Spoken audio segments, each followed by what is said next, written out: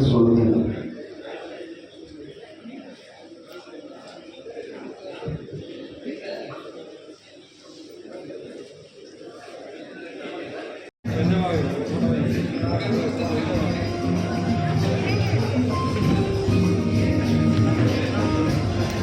Madam, ಈಗ ನಮ್ಮ ಬೆಂಗಳೂರು ವಕೀಲರ ಸಂಘದ ಅಧ್ಯಕ್ಷರಾದ ವಿವೇಕ್ ಸರ್ ಅವರಿಗೆ ನಮ್ಮ ಬೆಂಗಳೂರು ವಕೀಲರ ಸಾಹಿತ್ಯ ಕೂಟ ವತಿಯಿಂದ ಗೌರವ ಸಮರ್ಪಣೆ.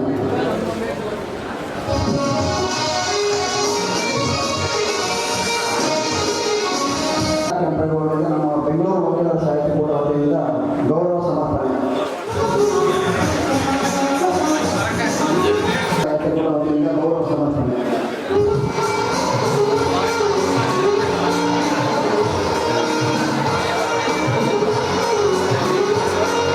ಒಟ್ಟಾರೆಯಾಗಿ ಧನ್ಯವಾದಗಳನ್ನ ಅರ್ಪಿಸಿ ಅಂತ ಹೇಳ್ತಾರೆ. ಆದರೂ ಒಂದೆರಡು ಲೈನ್ ಮೊದಲಿಗೆ ವೇದಿಕೆ ಮೇಲೆ ಉಪಸ್ಥಿತರಿರುವಂಥ ಗೌರವಾನ್ವಿತರು ಹಾಗೂ ವೇದಿಕೆಯ ಮುಂಭಾಗದಲ್ಲಿರುವಂಥ ಸಂಯುಕ್ತ ವಕೀಲರೆಲ್ಲರೂ ಇವತ್ತು ಕಾರ್ಯಕ್ರಮಕ್ಕೆ ಬಂದಿದ್ದಾರೆ.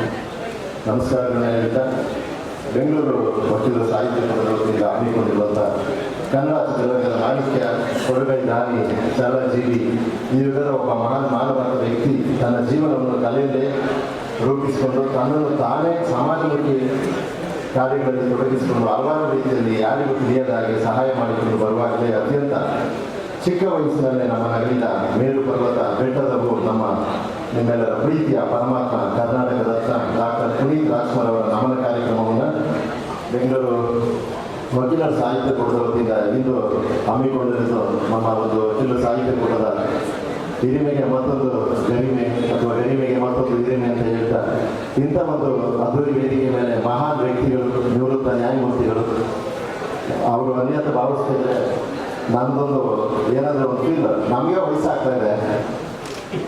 ವೀರಪ್ಪ ಸರ್ಗೆ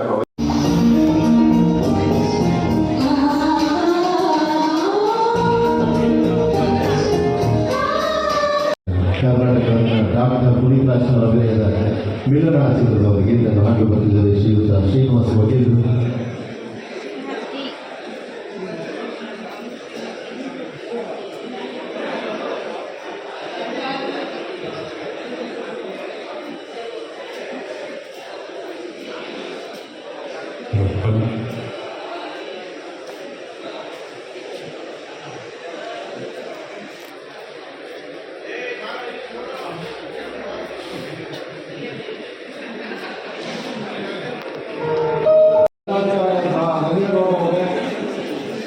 ಈ ನ್ಯಾಯಾಲಯದ ರಿಜಿಸ್ಟ್ರಾರ್ ಚೇತನ್ ಅವರೇ,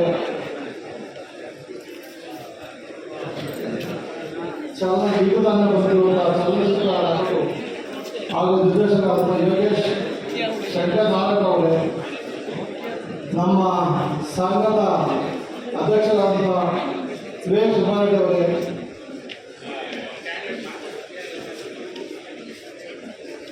ಈ ವಕೀಲ ಸಾಹಿತ್ಯ ಕೂಟದ ಅಧ್ಯಕ್ಷರಾದಂತಹ ಮಂಜುನಾಥ್ ಜಿ ಗೌಡ ಅವರೇ, ವಿಶೇಷ ಆಹ್ವಾನಿತರಾದಂತಹ ಪ್ರಧಾನ ಕಾರ್ಯದರ್ಶಿ ವಕೀಲ ಸಂಘದ ಎಚ್ ಯು ಪ್ರವೀಣ್ ಗೌಡ ಅವರೇ, ಉಪಾಧ್ಯಕ್ಷರಾದಂತಹ ಸಿ ಎಸ್ ಗಿರೀಶ್ ಕುಮಾರ್ ಅವರೇ, ಖಜಾಂಚಿಯಾದಂತಹ ಮೇಡಮ್ ಶ್ವೇತಾ ಧನಶೇಖರ್ ಅವರೇ, ಈ ಮ್ಯಾಜಿಸ್ಟ್ರೇಟ್ ಕೋರ್ಟ್ನ ಎಲ್ಲ ಪದಾಧಿಕಾರಿಗಳೇ, ನನ್ನ